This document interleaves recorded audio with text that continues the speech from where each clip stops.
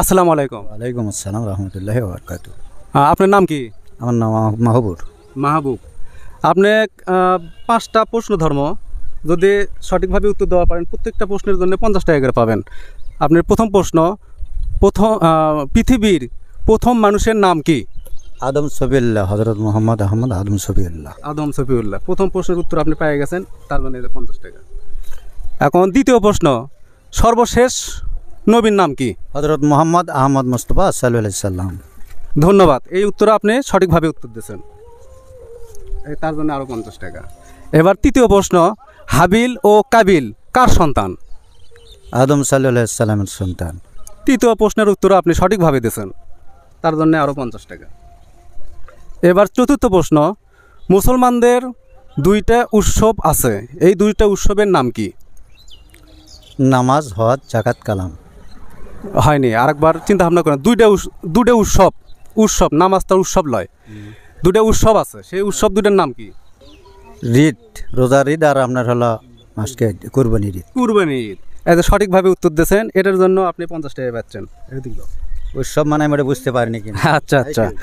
এবার পঞ্চম প্রশ্ন, মুসলমানের ধর্মগ্রন্থের নাম কি? মুসলমানের ধর্মগ্রন্থের নাম কি? ইসলাম ধর্ম। মুসলমানের ধর্মগ্রন্থের নাম মানে ধর্মের গ্রন্থের যে একটা বই আছে, সেই বইয়ের নাম কি? কোরআন শরীফ, আল হাদিস কোরআন শরীফ। আলহামদুলিল্লাহ। 5 নম্বর প্রশ্নের উত্তরও আপনি সঠিকভাবে দিয়েছেন, আপনাকে অসংখ্য ধন্যবাদ, তার জন্য আরও 50 টাকা। হায় খোদা, দেখুন কি করবে। ধন্যবাদ, আপনি সবগুলো প্রশ্নের উত্তর সঠিকভাবে দিয়েছেন, আপনাকে অসংখ্য ধন্যবাদ। আপনার বাসা কোথায়? আমার ঠিকানা কুড়ির পাড়া। ঠিকানা বাবা কুড়ির পাড়া। ঠিকানা সেটা কোন থানার মধ্যে? এটা আপনার গাবতলী থানার মধ্যে। গাবতলী থানা। জি। আসসালামু আলাইকুম। ওয়ালাইকুম সালাম। কেমন আছেন? ভালো আছি। আপনার বাসা কোথায়? বাসা লদরার পাড়া। আপনার নাম কি? আমি বলু। আচ্ছা, আপনি 5টা প্রশ্ন ধর্ম সঠিকভাবে উত্তর দেওয়ার ফলে প্রত্যেকটা প্রশ্নের জন্য 50 টাকা করে পাবেন। আপনি রাজি আছেন?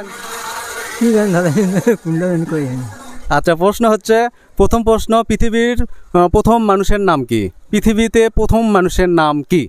আমি না জানি, কি করবো এখন কোন না পারলে কোন যে পারবো না? পারবো না তাই। আচ্ছা, এটা পারলেন না? না। আচ্ছা, দ্বিতীয় প্রশ্ন, সর্বশেষ নবীর নাম কি? এটাও পারলাম না। সর্বশেষ নবীর নাম কর পারেন না? আচ্ছা, এবার তৃতীয় প্রশ্ন, হাবিল আর কাবিল কার সন্তান?